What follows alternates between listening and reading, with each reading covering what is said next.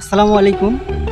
আপনারা দেখতে পাচ্ছেন যে শুনতে পাচ্ছেন ময়মনসিংহের এক কণ্ঠে শামীম ভাই, সে ময়মনসিংহের ভাষায় কপি করতে পারে।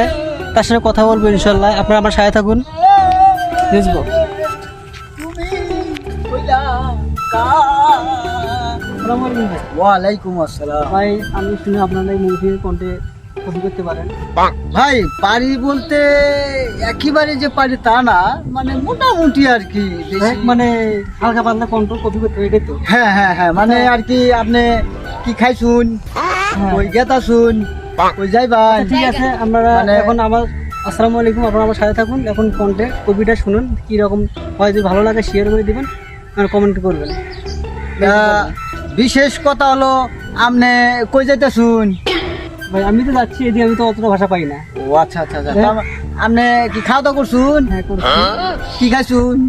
খাইছি, কি আর খাবো ভাই, সব পাই খাইলাম। ও তা আপনি কি চাটা খাওন?